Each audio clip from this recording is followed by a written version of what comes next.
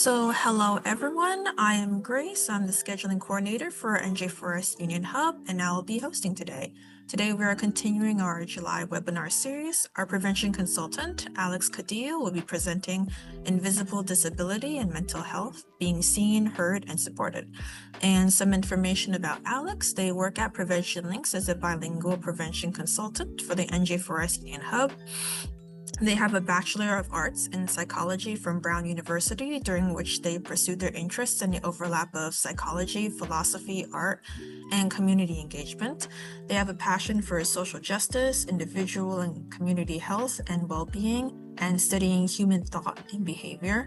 Alex has worked across several disciplines, including academic research on health inequities, counseling in a substance abuse clinic, and activism for the LGBTQ community.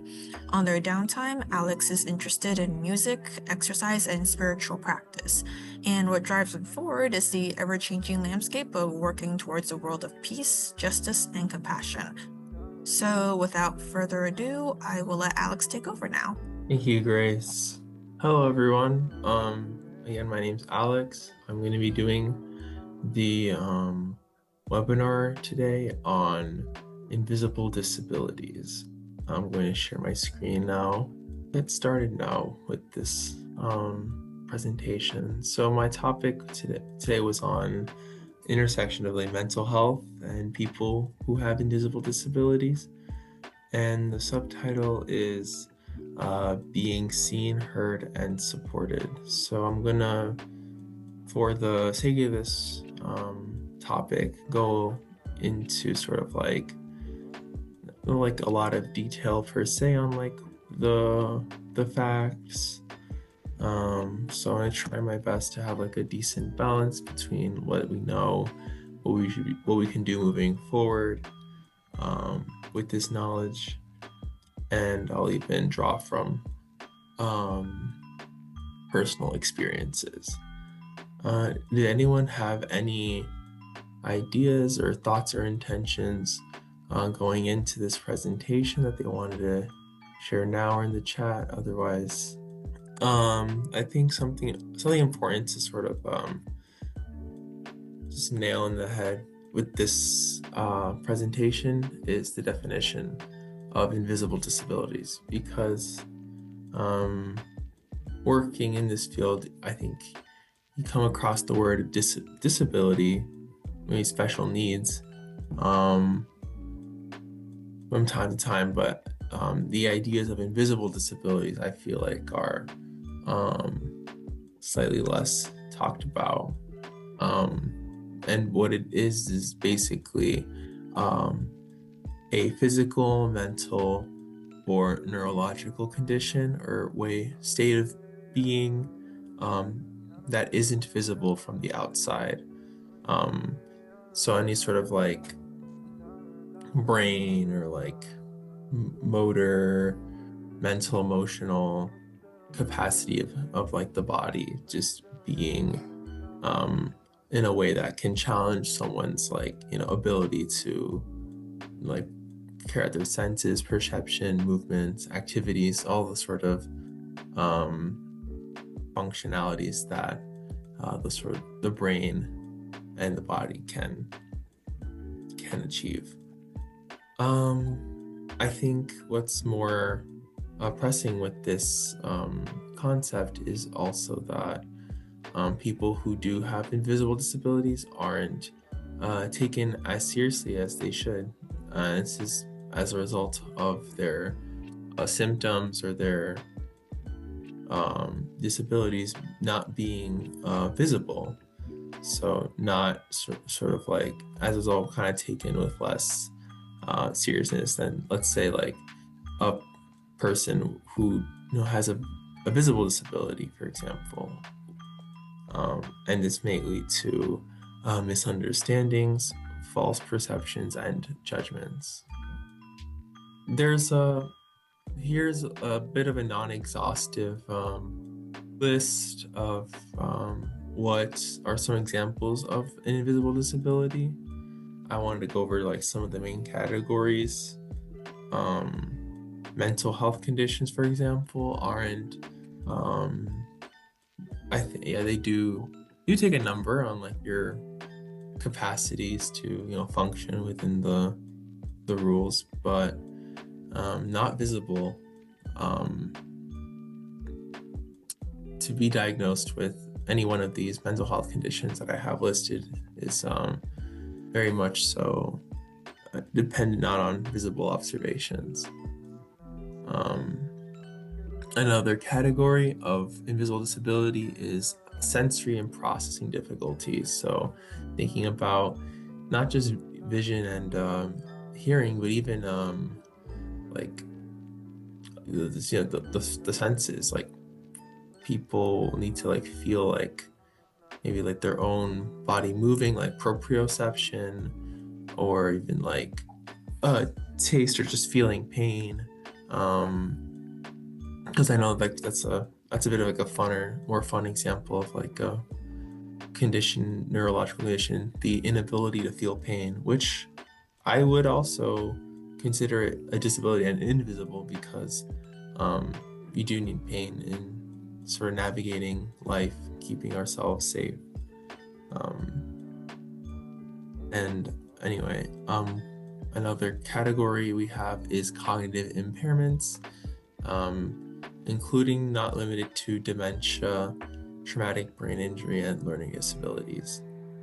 And then there are the health conditions, sort of including things beyond the mental health, diabetes, chronic pain, respiratory conditions, incontinence. And I want to emphasize that these states can very much like impact each other, like mental health and physical health, cognitive impairment, sensory processing. So yeah, another thing to keep in mind with people who have an invisible disability is their sort of like experiences and identities, or just like like beliefs, or just what creates them as them is it's a byproduct of like a multitude of factors. And I think, and I'll go more into what that means in a bit, but before I wanted to just go over what are some common myths to be debunked that people might have about people who have invisible disabilities. One of which is that a disability or illness needs to be visible to be valid. This can be very like invalidating and sort of undermine the experience that a person may have due to their invisible disability. And this can be very much circumvented with a little bit of like empathy, compassion, and like engaging to listen and understand the other individual. In a similar vein, we have what says people with mental health conditions or neurodivergence just aren't trying hard enough. This is also like kind of like, well, it's many things, but I think it kind of like again like sort of invalidates the experience of like having a mental health condition or some sort of like neurodivergent like symptomology, like executive dysfunction or time blindness, which makes things very difficult to a certain degree. So it's like I have to think about it as like if you haven't really lived through what someone else is living through, and how can you know if they're just not trying hard enough? So again, very much so these types of myths, they kind of come from a position of just a lack of empathy or understanding, listening to people's stories, which goes into the next one, that invisible disabilities are made up or they're overstated to avoid responsibility or gain sympathy, which that stigma alone, or just if anything, I think people who have concerns or might be thinking about like their relationship to like, you know, their capacity or their invisible disabilities, if they might have any. It's like, whether it's chronic pain or a mental health condition, like these things, or even in physical health, like it gets people to a place where they don't feel like they should or can talk about potential factors because of like these myths. Pretty common one again is that mental health illness or these are invisible conditions that aren't real. It's all in their head.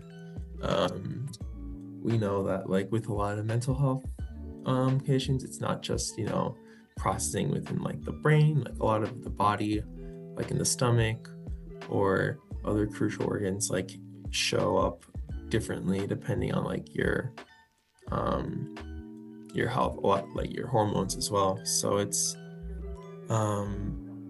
really just, you know, very much so can impact like a wide variety of factors.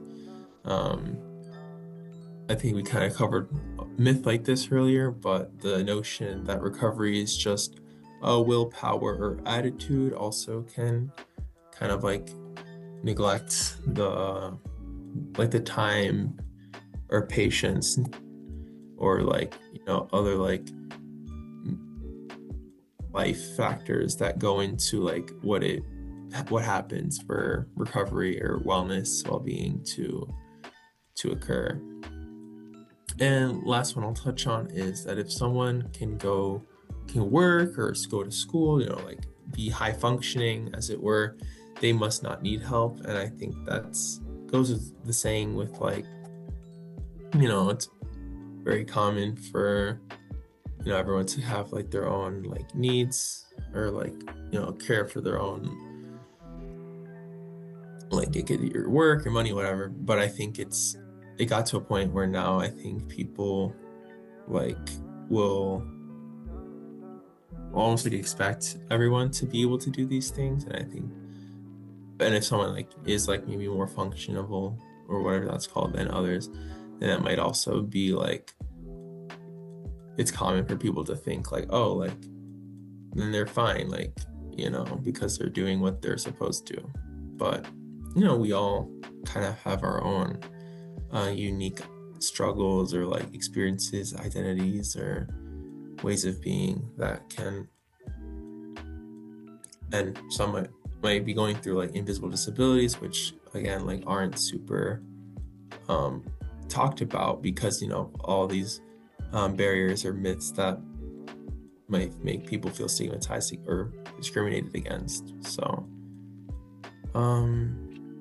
did anyone wanted to like ask anything or had any questions on what we talked about so far, as far as what an invisible disability is or how it might show up? What are some ways people might talk about it? But otherwise, I will just keep going. I'm gonna go into my own personal lived experience, being someone who does live with an invisible disability, or like I guess you can say like it's a lot of like mixed with like mental health conditions. I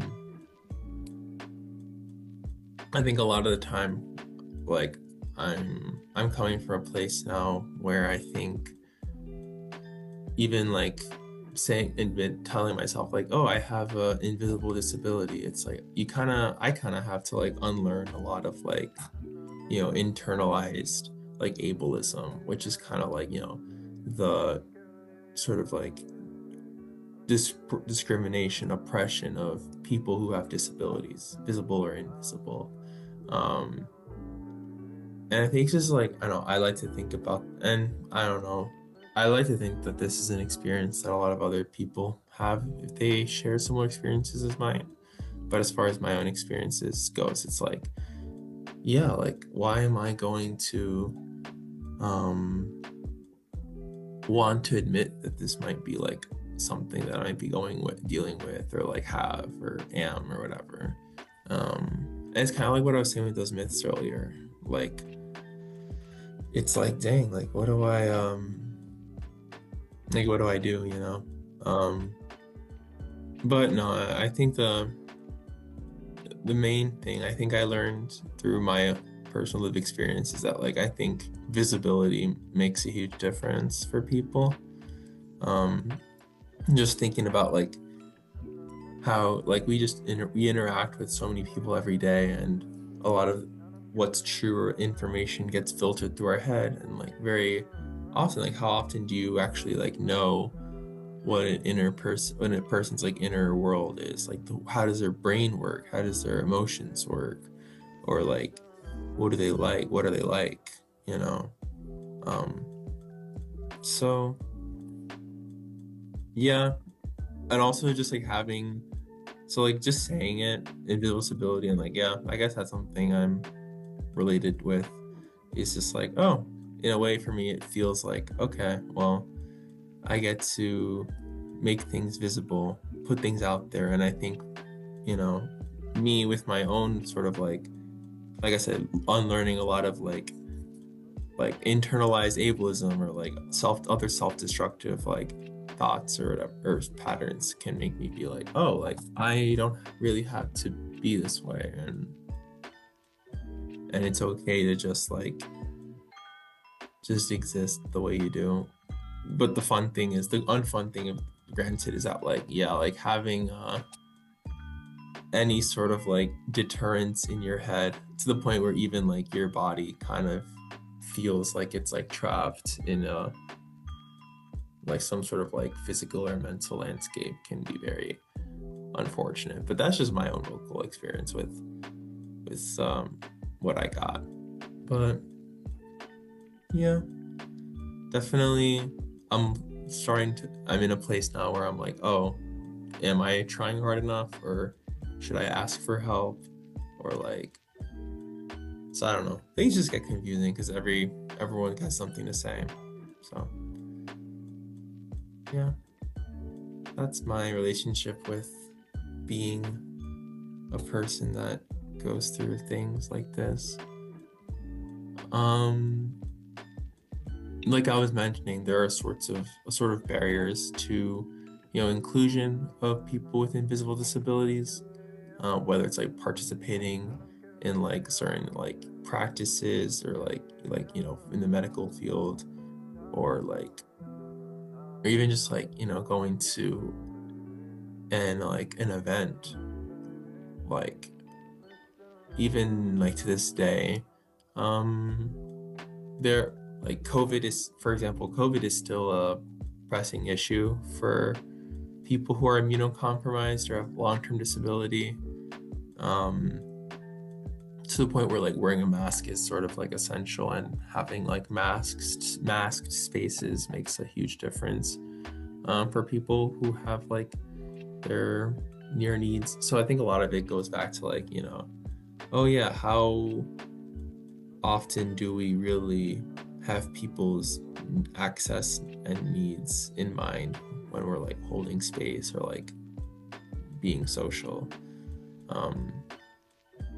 So of course there's gonna be that internal stigma, you know, as a result, which like causes it, which can lead to like burnout, and of course fear of disclosure, you know, making the invisible disability even less visible or knowable.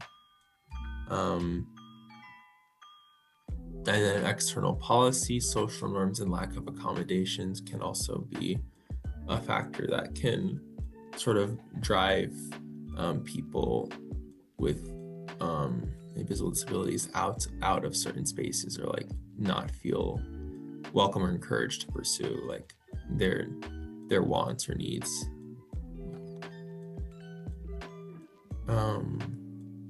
Some things that are necessary or helpful in the field of like self-advocacy, if you or someone you know is like living with an invisible disability, is to just think about the following. First being understanding needs. So before you can like even communicate or ask for an accommodation or for how to be supported, like understanding what that looks like makes a huge difference, because I know communication can also be, at least for me, it's a thing I struggle with, getting like the one-to-one, like the needs or the things that inner condition need to be fulfilled, and what do I need to say on the outside to hopefully get there, which is why framing the ask is so crucial. So you can like prepare something beforehand, talking about like the situation and like how even like a simple change in like timing or placement in whatever task or responsibility can actually help you better show up as your best self, rather than burn out. Documentation is important to think about. Think about also like in the workplace, where a lot of people who have disabilities, invisible or visible or invisible, like if they're ever looking to advocate for themselves, for their needs, having like a trail of like what's in writing be helpful can be really helpful in keeping your case, and navigating who and what you disclose and to who is also really important.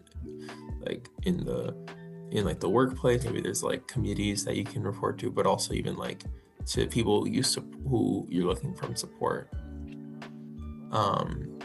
That's where boundaries can be really important. So just kind of I think one thing I learned in boundaries and self-advocacy is that like you are allowed to just say no to things,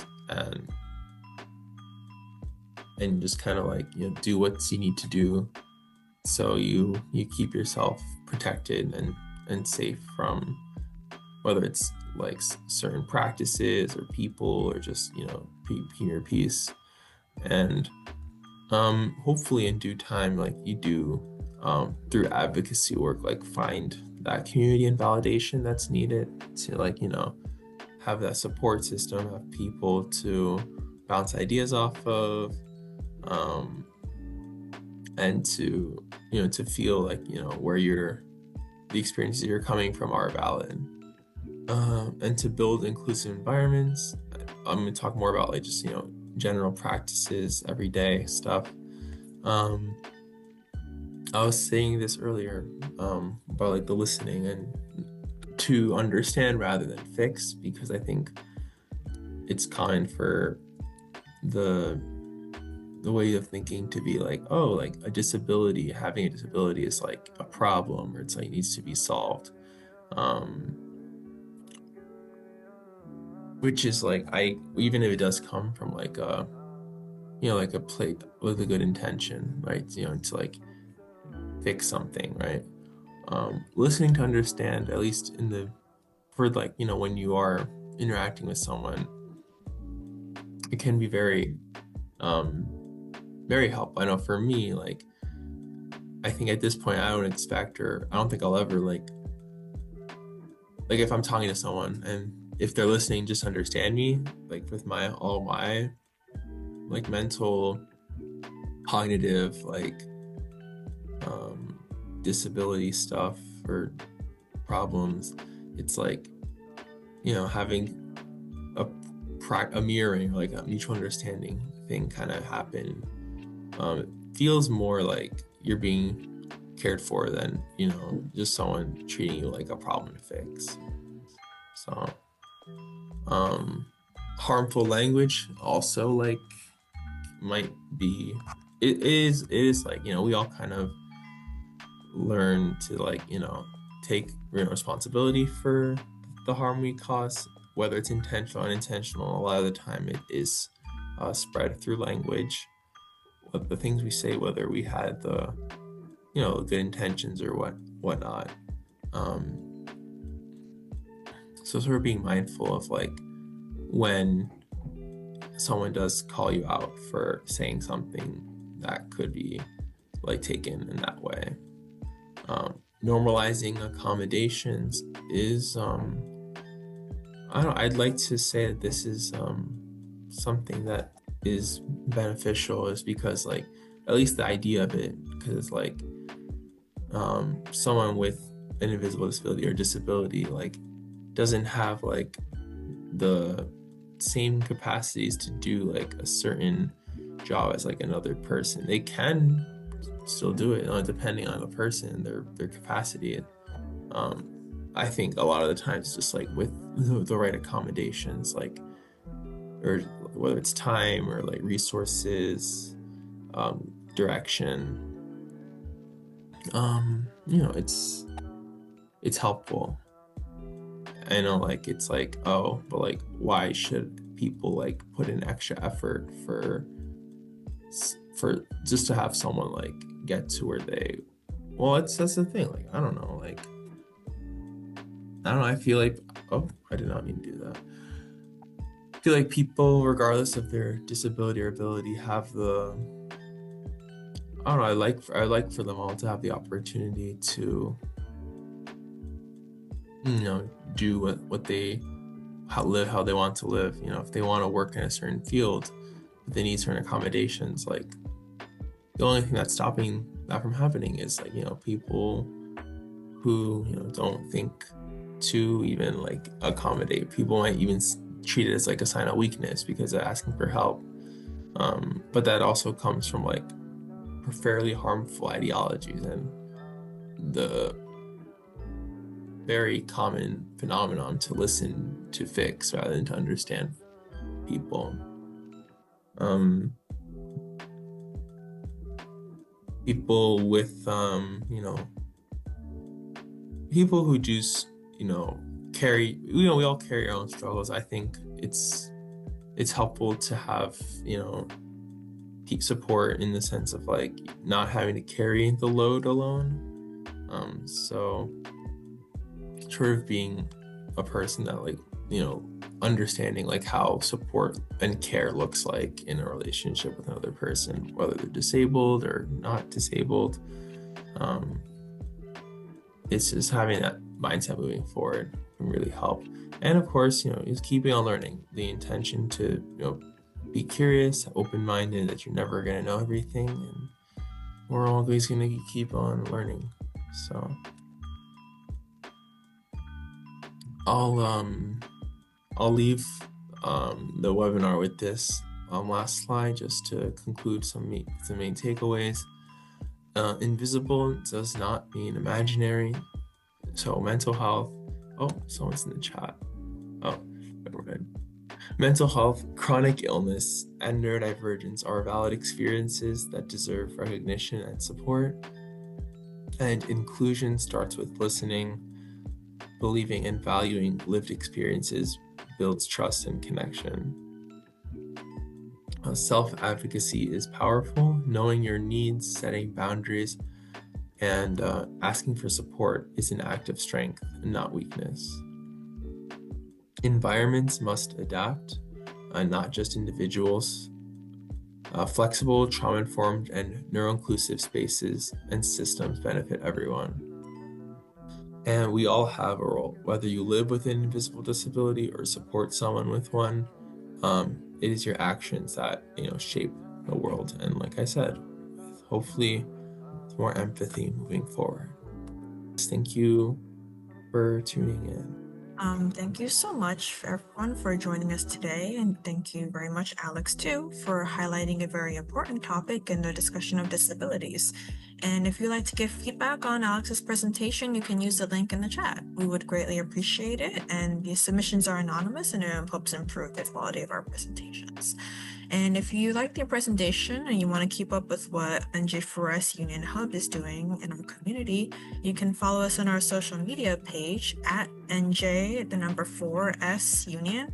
Or if you have any questions about our program, you can just email us at NJ4SUnion@preventionlinks.org. So thank you again for joining us and have a great rest of your day.